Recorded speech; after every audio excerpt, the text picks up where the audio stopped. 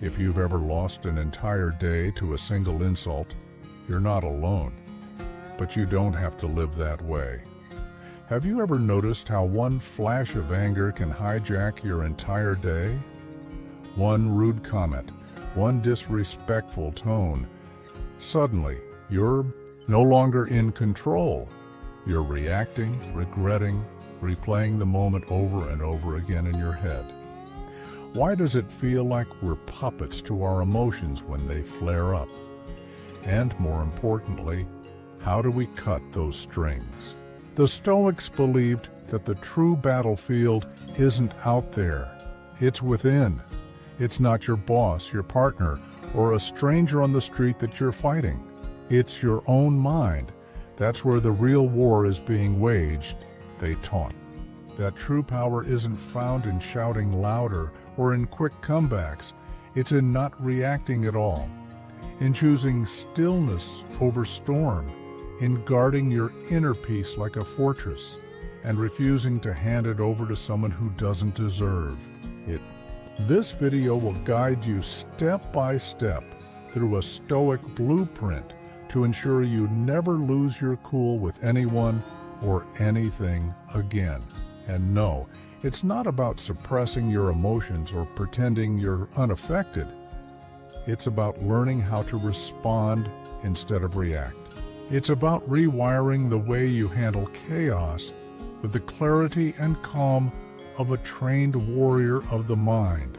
You'll discover proven, practical Stoic strategies, ones that have been tested in the fires of real life, to help you pause before you explode, detach from triggers that don't serve you, and become a master of your emotions. Struggling doesn't make you weak. It makes you human.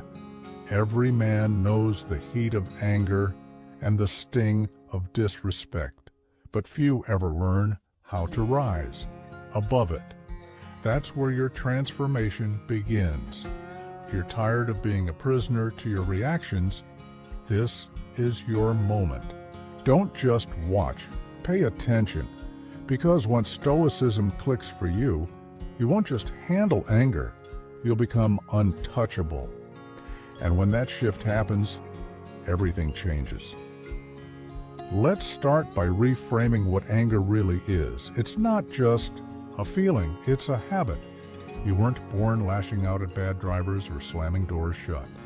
You didn't come into this world replaying arguments in your head over and over. These reactions, the ones that feel so automatic now, were learned, absorbed over years of stress, ego, and a culture that tells men they have to be loud, aggressive, dominant to be strong.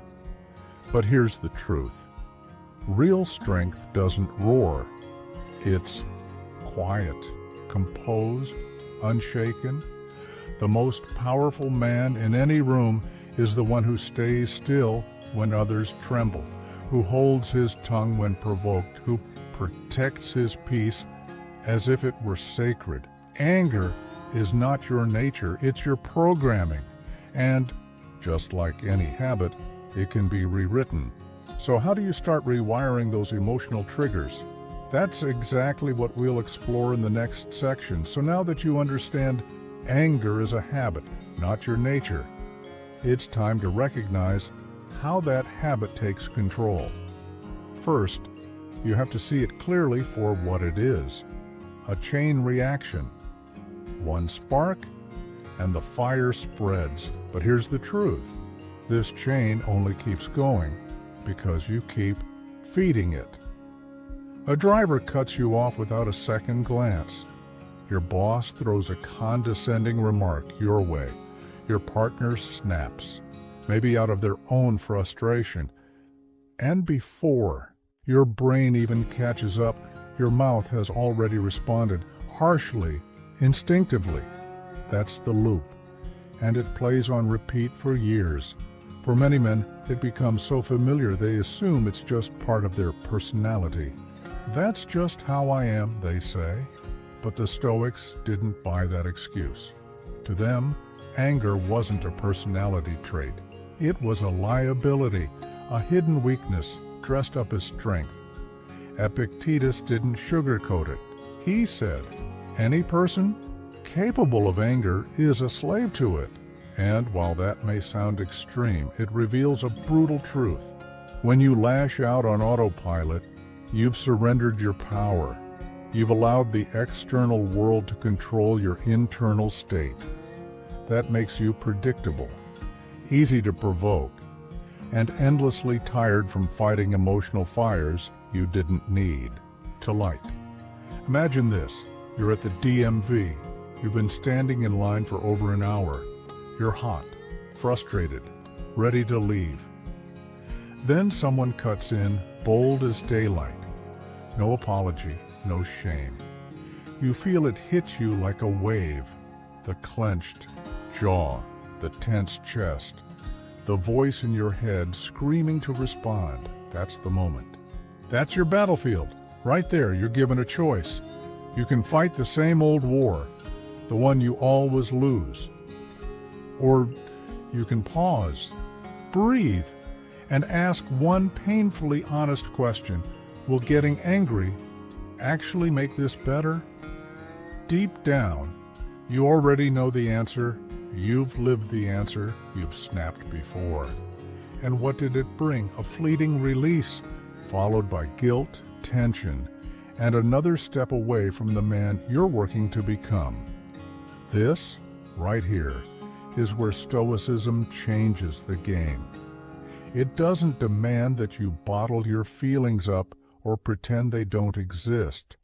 It asks you to step outside of them, to observe them the way you might watch clouds drift across the sky, acknowledging their presence, but refusing to let them steer your actions. Your mind, your reason, that's the driver, not your emotions. And the Stoics trained this mental muscle with relentless discipline. Most men still walk around thinking their anger proves they care, that raising their voice shows strength, that being calm is weakness, or worse, apathy. But they've got it backwards. Anyone can explode. That's easy. What's rare, what demands true strength, maturity, and character is staying calm when everything around you wants a reaction. When someone disrespects you and you don't flinch. And in the next part, we'll explore exactly how to train yourself for that kind of unshakable control. In the previous moment, we saw how real strength is found in the stillness between stimulus and response. Now, let's explore what that strength actually looks like in the heat of a situation. When you flinch, they win. When chaos comes crashing in and you remain grounded, that's true control. So, what do you do the next time that familiar fire rises in your chest, when your heart pounds, your jaw tightens, and your instinct begs you to strike back? You pause, you breathe, and you remind yourself, this anger isn't me, it's just a habit, and I don't have to carry it anymore. Then you walk away. Not because you're weak, but because you've become too strong to waste your time and energy on things unworthy of your peace. You're not here to be constantly triggered like a puppet pulled by strings. You're here to reclaim your power, and that doesn't start with the world changing. It starts with you responding differently. Respond like a man who owns his emotions. Respond like a Stoic. Now let's dive deeper. Here's rule 2. Control yourself instead of trying to control others. When we feel disrespected, it's tempting to lash out, to yell, to throw sharp words or slam doors, to storm out and make a statement. And most men do just that because it feels like power in this moment. But that kind of power, it's fake. It's heat without substance. It burns hot, burns fast, and then it leaves you feeling even smaller than before. True control, the kind that endures, doesn't come from overpowering others. It comes from mastering yourself when it counts the most. In that tight, emotional space where it would be so easy to explode, anger will try to deceive you. It'll whisper that if you stay silent, you're weak. That if someone pushes you, you must push harder. That stillness is surrender. But take a step back and really ask yourself, how many times has anger actually solved anything? You raise your voice. They raise theirs even louder. You throw words like weapons. And even if you win the argument, you lose sleep, respect, and peace. You walk away not with victory, but with regret. And here's the worst part. During all of that, you weren't truly in control. You were just reacting, like a puppet, like a machine. Now picture this instead. You're in a meeting at work. Your manager publicly dismisses your idea, rudely, maybe even arrogantly. The heat rises. Your chest tightens. Your instinct screams. To fire back, to defend yourself, to strike in front of everyone. But then something shifts. A voice inside you calmly says, if I react now, I'll only make things worse. So you pause, you take a deep breath, and you say, thanks for the feedback, I'll take another look at it. Then you move on, composed, grounded, in control. Later, in private, you have the conversation, calm, clear, without the emotion.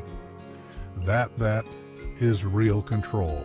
And in the next section, we'll break down how to build that level of poise in your everyday life. That kind of control, the ability to pause, to respond instead of react. That's real strength. That's what it means to be stoic.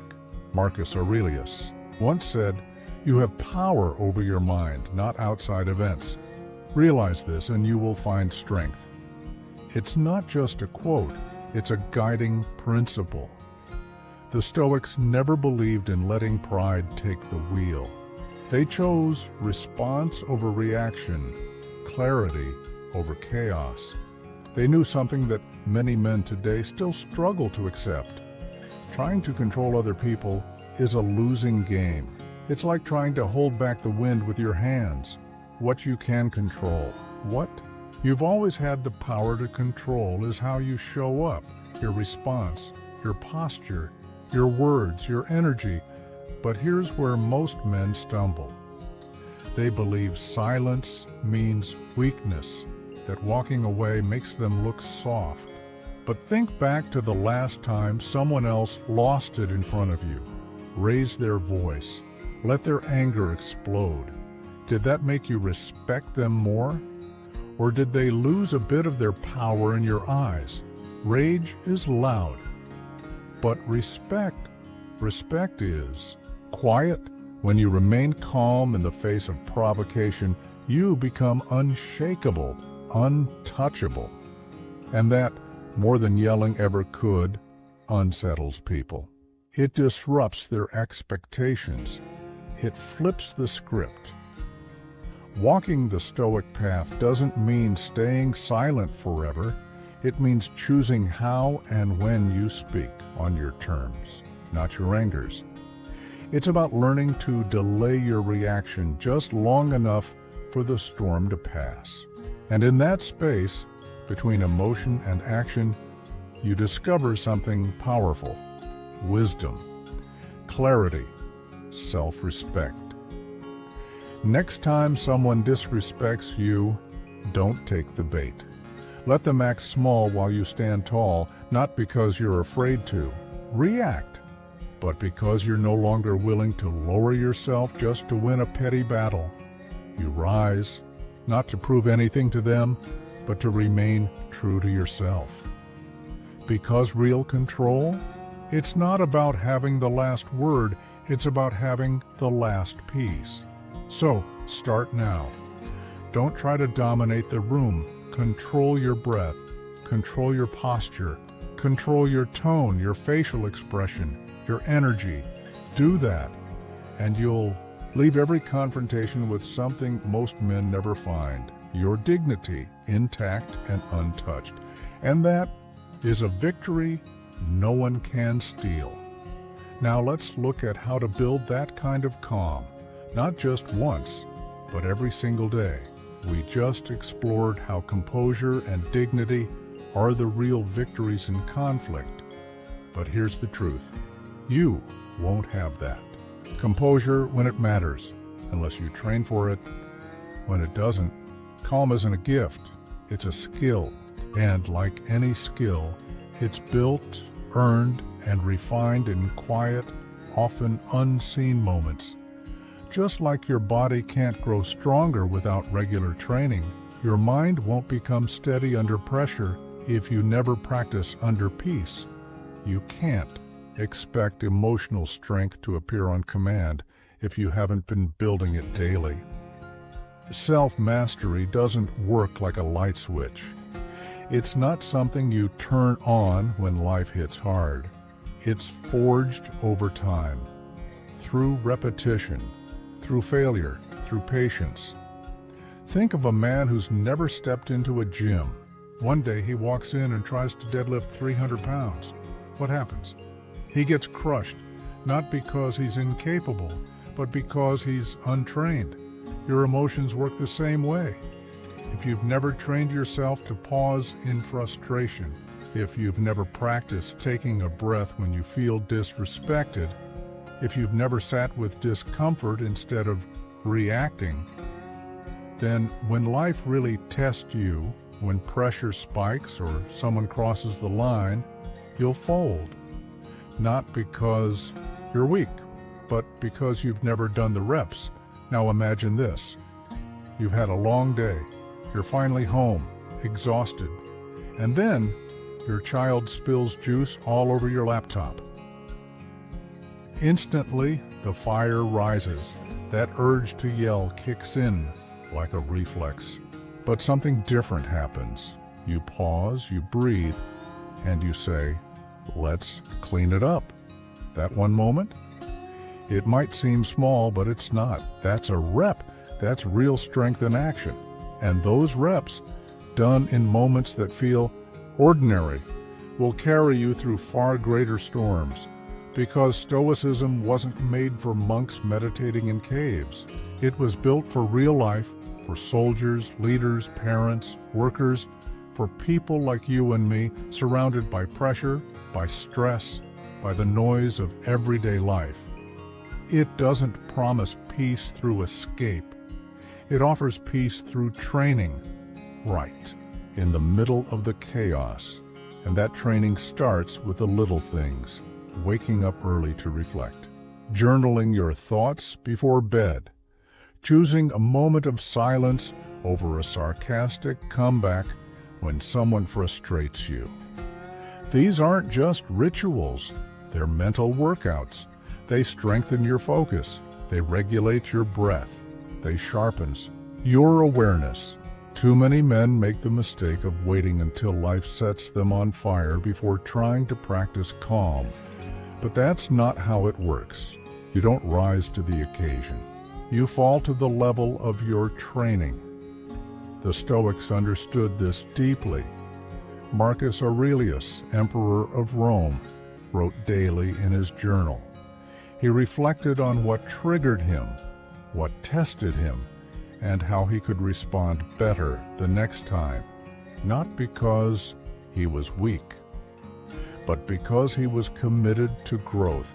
And in the next section, we'll learn exactly how you can build that same kind of daily ritual, starting right now. In the last section, we saw how daily habits, small, consistent acts, forge the kind of emotional strength most men only wish for in crisis. Now let's take that further, as Epictetus, once a slave-turned philosopher, taught. Discipline doesn't begin with grand gestures. It begins with the quiet mastery of your own thoughts and emotions, day by day, moment by moment. The Stoics didn't treat calm as something you search for after chaos. They treated it as a habit, something you practice before the storm comes. So if you're tired of being the man who always snaps when things go wrong, start becoming the man who prepares before they do. When you're tempted to grab your phone just to avoid discomfort, don't. When your chest tightens and your mouth is ready to fire back, notice your breath instead. At the end of the day, even if just for 5 quiet minutes, reflect. These may seem like small acts, but they're not. They're emotional reps, mental strength training. Each one is a step toward mastering your responses and taking back your robust inner command. No one is born stoic, and no one wakes up suddenly armed with perfect self-control. But the man who shows up, who practices, who repeats, he becomes unshakable. Not because life got easier, but because he got stronger. That kind of calm is built the same way a warrior builds his strength, through effort, repetition, and time. So don't wait for the world to test you. Test yourself every single day, because when the noise arrives, the man who has trained in stillness wins. Now let's move into the 4th core principle.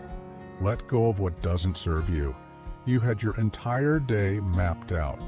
Wake up early, crush your workout, power through your tasks, stay in control. But then traffic hits, a meeting gets canceled, your boss drops more work on your plate without warning. Now the plan is out the window and frustration starts to boil. That tightness in your chest, that burning in your throat, it's not coming from the situation itself. It's coming from your resistance to it. You're not angry because the day changed. You're angry because you assumed it wouldn't. But life doesn't care about your agenda. It doesn't check in with you before it changes direction.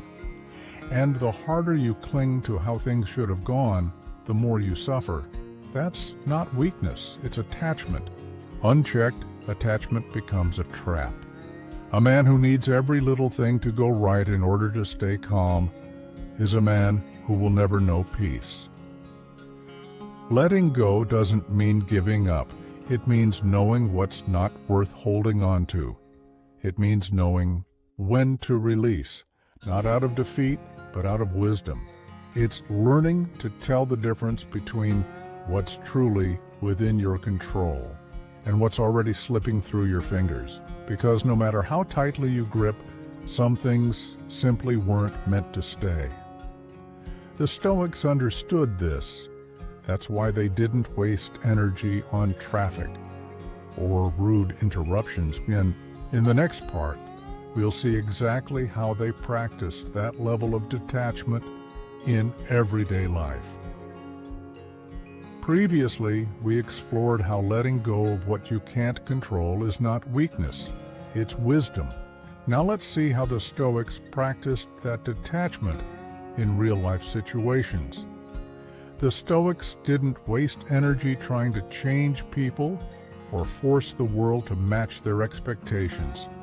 Instead, they reserved their energy for what truly mattered, shaping their character, sharpening their mindset, and refining their response. So when your day suddenly veers off course, don't rush into reaction. Pause. Breathe. Then ask yourself one simple but powerful question. Is this within my control? If the answer is no, don't give it your energy. Don't feed it your focus.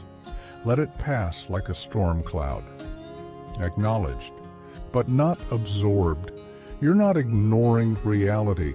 You're simply refusing to drown in it. That's not denial. That's discipline. One of the biggest traps men fall into is thinking control means making everything go according to plan, forcing the world to behave. But real control isn't about force, it's about adaptation. Power isn't about bending the world to your will. It's about staying centered when it doesn't. That's why Stoicism isn't passive, it's precise. It doesn't ask you to stop caring. It simply teaches you to stop wasting care on what can't be changed. And when you do that, you free up your strength for what truly matters. Picture this. You're in a parking lot. A stranger backs into your car, dents your bumper, then casually shrugs it off as if it's nothing. Instinct kicks in. You feel the fire, rage, injustice, the urge to unleash.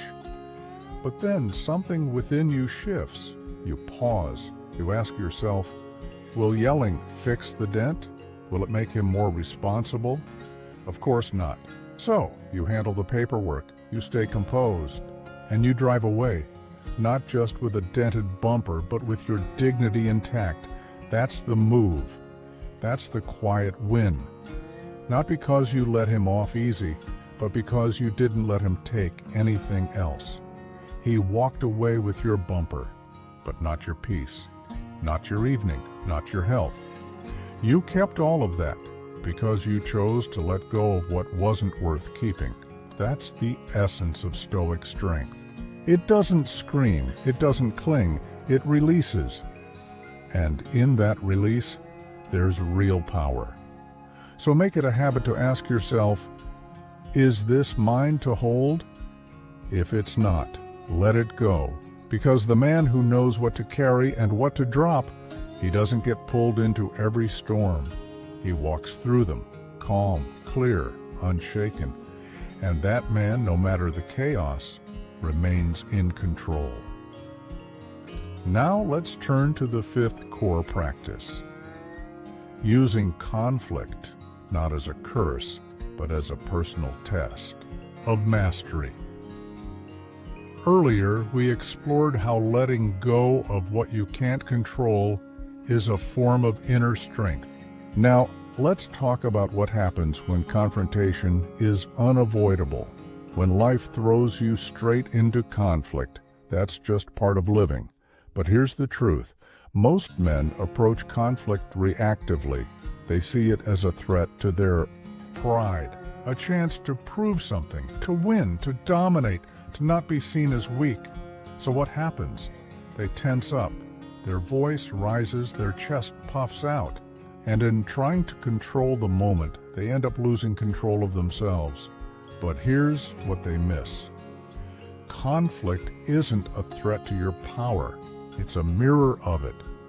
It shows you where you still lose control, where your ego still runs the show, where you're still enslaved to the opinions and actions of others. That's why the Stoics saw every insult, every unfair moment, every confrontation, not as a problem to avoid, but as practice. Practice in mastery, practice in restraint, practice in not letting the outside world shake your inner world. They believed life constantly gives you reps, moments to sharpen your discipline by refusing to be dragged down by chaos. Imagine this. You're at a hardware store. You've been standing in line, waiting patiently. Then suddenly, a man behind you cuts ahead, waving his receipt, raising his voice, demanding to be served first. People turn. Tension rises, your jaw tightens, your heart pounds, you're ready to speak, maybe even explode, but then you pause, you step back, not physically but mentally. You ask yourself, what's really at risk here? My time, my ego, or my peace? And in that moment, you make a decision. You don't roll over, you rise above. That isn't weakness.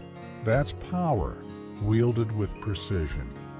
One of the most common mistakes men make is believing that staying calm means giving in. That silence is surrender. But it's the opposite. Because when you let your emotions hijack your mind, that's when you lose power. That's when you let others pull the strings. The Stoic doesn't run from confrontation. He just refuses to be run by it. He speaks, when it matters, but not with fire. He speaks with clarity and conviction because he understands something crucial. The only thing worse than being disrespected is lowering yourself to match that disrespect. When you begin to see each challenge not as a fight to win, but as a test of who's truly in control, you start to evolve. Conflict shifts from being a battlefield to being a gym. You stop wasting your strength on petty disputes. You stop letting small people shrink your world, and instead you use every hard moment as fuel to sharpen your inner edge. That's how Marcus Aurelius lived. He didn't just rule an empire, he ruled himself through betrayal, through war, through endless political games. And even when everything around him begged for revenge, he chose something far harder: stillness, not because he was passive, but because he was anchored. Up next, we'll uncover the sixth core idea: how to shift your identity and become the kind of man who doesn't just act calm, but is calm. Previously, we saw how Marcus Aurelius chose stillness over retaliation because he understood a deeper truth. Every interaction is an opportunity to practice self-mastery, not occasionally, not just when it's convenient, but every single day. And the men who live with that mindset, they don't just survive conflict, they walk through it unshaken, untouchable. So next time someone tries to provoke you, tries to press your buttons, try this. Don't fire back, don't rush to defend your pride or prove a point. Instead, say nothing. Protect your energy like it's sacred. Let their chaos swirl and remain the calm they can't reach, not because you're trying to look strong, not to earn respect or be admired, but because you've trained for this. You've conditioned yourself to rise above what isn't worth falling for. You're not here to react to every insult. You're here to sharpen your edge. And conflict? It's your proving ground. Every time you respond with calm, not impulse, you win, not in the eyes of others, but in the place that matters most, yourself, because that's the ultimate battlefield. And the man who masters himself doesn't need to dominate anyone else. Now we move into the sixth core practice of Stoicism, staying present. Because here's the hidden truth behind most of your frustration. It's not the moment that makes you angry. It's your mind racing 10 steps into the future or spiraling 10 steps into the past. You're not really upset about what someone just said. You're upset about what you think they meant, about what might happen next, about what it says about you, about what you should have said in return.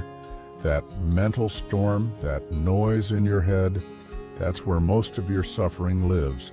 And unless you learn to stop living in the what-ifs and should-haves, you'll keep losing control.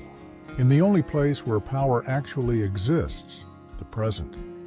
Men don't talk about this much, but it happens constantly. You get cut off in traffic. That's 3 seconds of real inconvenience. But your mind replays it for the next 30 minutes. You imagine yelling at the driver, proving a point, getting even. And that anger? It doesn't stay in the car. It leaks into your next meeting. It sits at your dinner table. It hijacks your peace long after the moment has passed. The event is gone, but you're still dragging it around like a chain. That's how small things become heavy. Burdens. Because you didn't let them go when you should have. But Stoicism cuts through that mental clutter like a blade. It reminds you, you only ever own this moment, right now. And right now, there's no insult, no imagined outcome. no old history to fix, just breath, just awareness, just presence. And in the next part, we'll explore how training your mind to stay rooted in the present can change the way you experience your entire day, from the smallest irritation to your biggest challenges. Previously, we uncovered how staying rooted in the present moment allows you to free yourself from imagined pain. Now let's take that presence and put it into practice. Because when you strip everything else away, all that truly exists is breath, action, and choice. That's why Marcus Aurelius trained himself relentlessly to snap back into the present. Whenever his thoughts drifted into fear, into ego, into fantasy, he would remind himself, "You could leave life right now. Let that determine what you do, say, and think. Not tomorrow, not after you win the argument, but right now." And that's where most people fall into a trap. They believe that just because they think something, it must be true. But your thoughts aren't facts. They're impulses, stories, guesses, projections. And most of what you react to isn't even real. It's imagined. The Stoics knew this.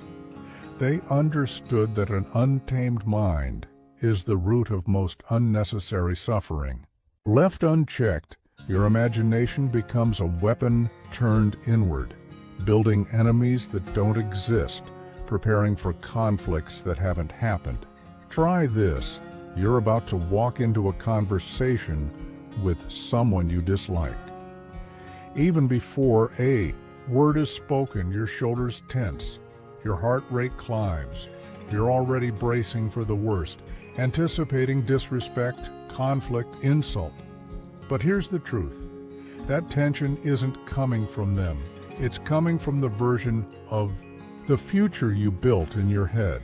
So stop, come back, be here, be now.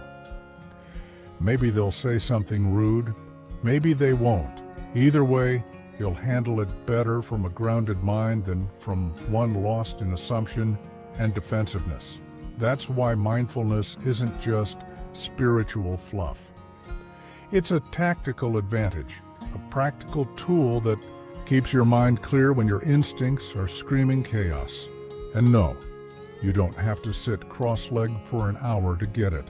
You just have to notice. Notice your breath, your posture, the sound of the room, the weight of your feet on the floor. Each time your mind starts spinning stories, gently pull it back. Train it like a muscle, and over time that muscle gets stronger. You stop reacting to things that aren't happening. You stop reliving what you can't change. You stop rehearsing what doesn't need to be said. Instead, you begin responding, not from anxiety, not from fear, but from clarity and presence. And that's where calm lives. That's where true strength begins. Not in the past, not in the imagined future, but in the now. You don't control what's already happened. You don't control what hasn't come yet. But you do control this moment. And if you can own just a few breaths of now, you're not just practicing Stoicism, you're living free.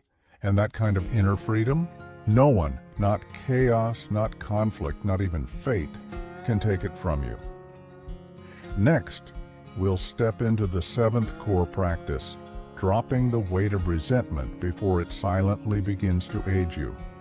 In the last section, we saw how living in the present frees us from imagined pain. But there's another weight that anchors us to suffering, one that builds silently over time: resentment. Resentment doesn't just poison your thoughts, it slowly breaks your body down.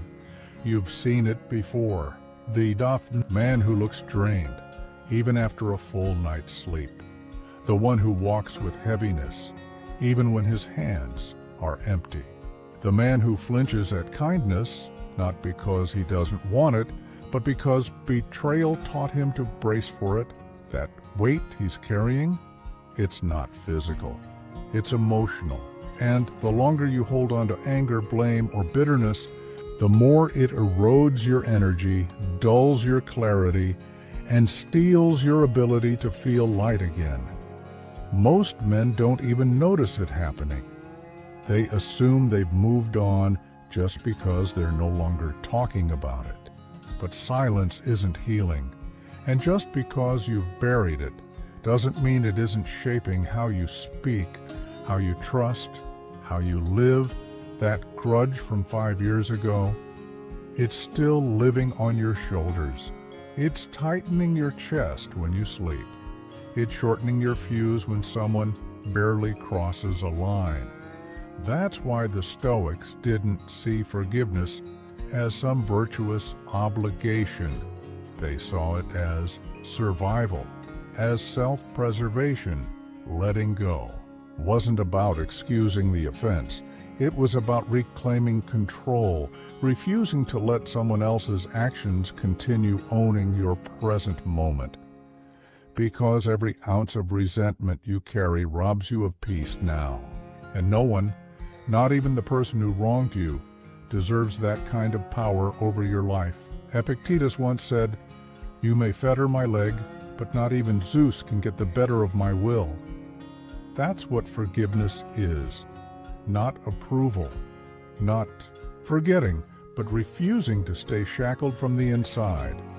Think back to a moment when someone crossed the line, lied, left, embarrassed you when you least expected it. You told yourself you'd never forget, and maybe you didn't. But what happens? Every time their face flashes in your mind, your stomach tightens, your chest sinks, your peace disappears. That's not strength. That's a quiet, ongoing punishment inflicted by you. You're still reliving the moment long after they've moved on. And that's the real trap. Believing that holding on protects you when in reality it's slowly draining you. The Stoics doesn't wear anger like armor. He releases it like fire, because he knows the one who carries it the longest is always the one who burns the most. And in the next part, we'll confront the truth about forgiveness. It doesn't mean trust, but it does mean liberation. In the previous section, we explored how holding on to resentment is a form of self-punishment. Now let's talk about what forgiveness really offers. Not approval, not reconciliation, but space. A clearing in your heart for something better, something lighter. And it all begins with a single, powerful choice. Stop feeding the story. Every time you replay what they did, you reopen the wound. Every time you narrate it again to yourself or someone else, you're not healing, you're rehearsing pain. So instead of reinforcing that story, start protecting your energy. Imagine this. You're in the break room at work. Someone makes a slick comment, a passive-aggressive jab, just sharp enough to sting. You could respond, fire back, vent to a friend. Let it sit in your mind until midnight. Or you could smile, not because you're weak, but because you're done carrying trash that doesn't belong to you. You breathe, you walk out. You leave that weight where it belongs, behind you. That's not passivity. That's power, channeled through discipline. That's knowing exactly what deserves your energy and what doesn't.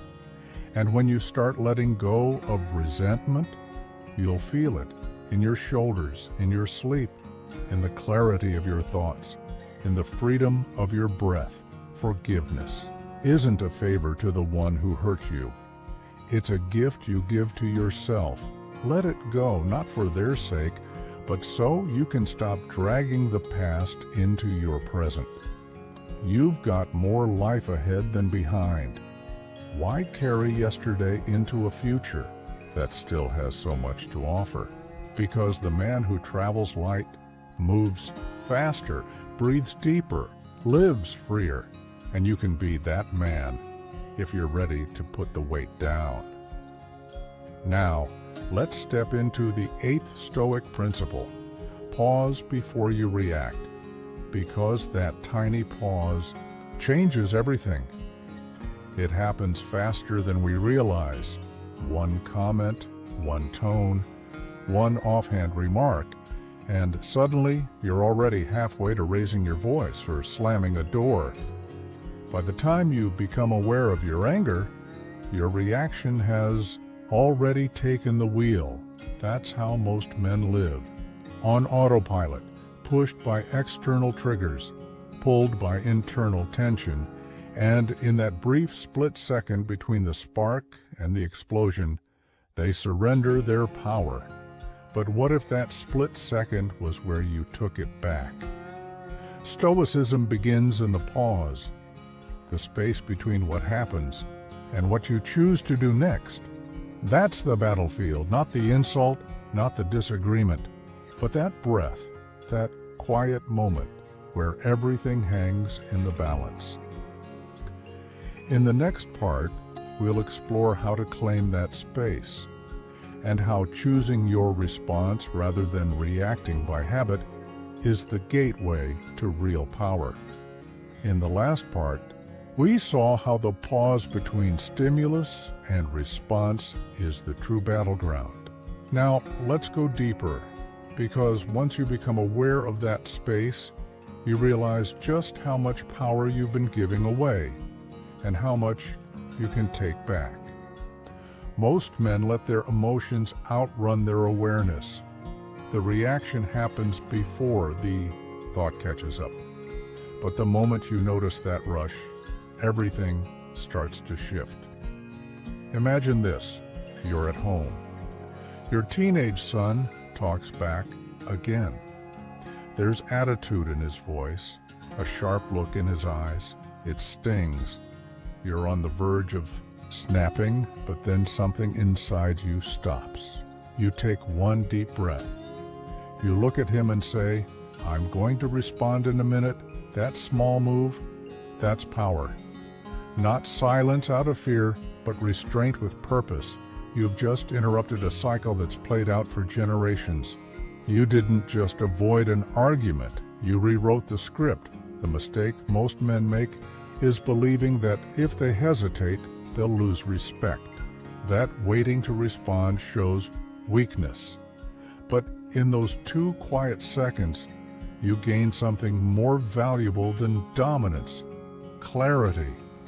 You give your mind time to think, to process, to aim.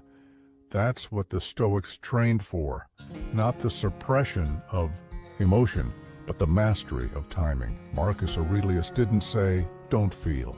He said, "Don't act unless it benefits the greater good." And often that good begins with stillness. We live in a world that rewards speed. Reply now. Defend yourself now. Post it now. React now. But emotional discipline isn't about speed. It's about accuracy. It's about saying the right thing at the right time in the right tone. And you can't do that if adrenaline is running the show. You have to stop. You have to breathe. You have to name what you're feeling before it morphs into something you'll regret. This doesn't require years of meditation. It just takes one choice. When pressure hits, you pause. You tell yourself, "I don't need to react yet." You step into another room. You take 10 deep breaths. You ask, "What outcome do I want from this?" And then, only then, you speak. You move. You act. Not from ego, but from intention. The Stoic man isn't cold. He's clear. He isn't slow. He's steady. He doesn't repress emotion. He commands it, because in that pause, he sees more. He sees the potential consequences. He sees the opportunity. And he moves into both with a steady, deliberate hand. So from this moment on, treat every moment of rising tension as your training ground. And in the next part, we'll explore how to recognize the physical signals, when your heart races, when your body tightens, and how to turn those signals into strength instead of surrender. In the last section, we learned how the pause, those few silent seconds, is where real control begins. Now, let's finish where it all comes together, when the heat rises, when your fists want to clench, when adrenaline urges you to move. Don't. Not yet. Let the moment settle. Let the wave pass, then, and only then, decide how you want to own it. Because the man who masters that pause doesn't just win the argument, he wins himself. And that is a victory worth choosing again and again and again. You are not a prisoner of your emotions. You are not bound by anger, resentment, or the need to react. What the Stoics taught, what Marcus Aurelius and Epictetus lived, is this: calm isn't given, it's earned. Self-control isn't denial, it's discipline. And peace isn't weakness, it's power sharpened in silence and refined in restraint. Throughout this journey, you've seen how anger is just a habit, and like any habit, it can be unlearned. You've learned that true strength doesn't come from overpowering others, but from mastering yourself. That emotional calm isn't a gift, it's a muscle, built one small choice at a time. You've discovered that letting go isn't surrender, it's wisdom. That being present is the best armor against stress, and that in every heated moment there is a window, a pause, where your character is forged. This isn't just philosophy, this is your life. It's how you speak to your partner when you're frustrated, how you stand your ground in meetings, how you walk away from noise without losing your peace, how you choose values over validation. Each moment is practice. And the more you practice, the more it becomes who you are. That's how you stop being triggered by everything and start becoming untouchable. So I invite you, start with today.